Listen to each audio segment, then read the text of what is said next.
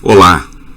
Por ocasião das comemorações do Dia da Independência, viemos aqui para revisitar a representação mais consagrada e difundida do momento da independência do Brasil. A pintura Independência ou Morte, do artista brasileiro Pedro Américo. Ela representa o momento em que o príncipe regente, Dom Pedro, após receber uma carta exigindo sua volta a Portugal, proclama a independência do Brasil no dia 7 de setembro de 1822. A carta, enviada pelo parlamento português, também informava que o Brasil voltaria a ser uma colônia submetida ao governo desse país. Hoje, fixa no Museu do Ipiranga, em São Paulo, a obra O Grito do Ipiranga, ou Independência ou Morte, é um dos grandes clássicos que formam nosso imaginário sobre a história do país.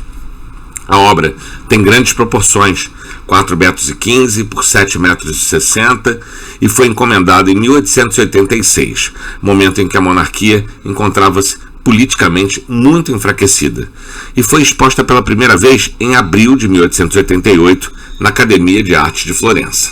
Ela só foi exposta no Brasil em 1895, quando a monarquia jazia. A maioria dos brasileiros, ao pensar no momento da declaração de independência, tem a imagem de Américo na cabeça. Isso acontece principalmente, pois o artista intencionalmente retratou a declaração da independência de um modo a monumentalizar o evento, torná-lo épico e grandioso. Pedro Américo se inspirou em pinturas europeias que representavam cenas históricas de batalhas cheias de gestos imponentes. Uma dessas pinturas foi a Batalha de Friedland, pintada pelo artista francês Ernest Meissonier entre 1861 e 1875, que custou a Pedro Américo uma renitente suspeita de plágio. A cena, pintada por Pedro Américo, exibe um caráter teatral, com gestos amplos e muitos personagens em uma atmosfera que exalta patriotismo e coloca Dom Pedro como um herói nacional, solenemente trajado e ocupando uma posição central. Perceba a imponência do gesto do imperador, que levanta sua espada com um olhar fixo, enquanto os homens que o acompanham tiram um chapéu em sinal de respeito e aclamação. A maneira como a cena é construída foi pensada para exaltar o momento e provocar no espectador a impressão de estar participando da situação. Há um clima de aventura que pode ser percebido através da sensação de movimento da cena. Para isso, o artista utilizou alguns recursos que direcionam o olhar de quem observa o quadro. Observe que há uma organização dos elementos em dois semicírculos.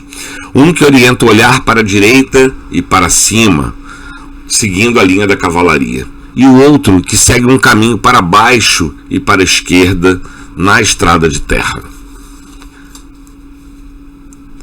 O povo brasileiro é representado de maneira passiva e assustada por meio da figura do homem do campo que passa pelo local com seu carro de boi no canto inferior esquerdo da tela.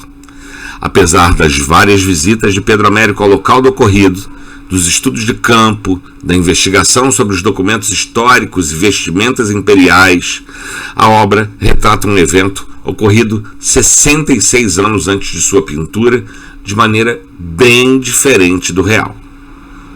A comitiva de Dom Pedro não excedia 14 homens, todos montados em mulas, que eram animais mais adequados a terrenos acidentados e longas viagens, e trajavam vestimentas bem mais simples e desprovidas de pompa.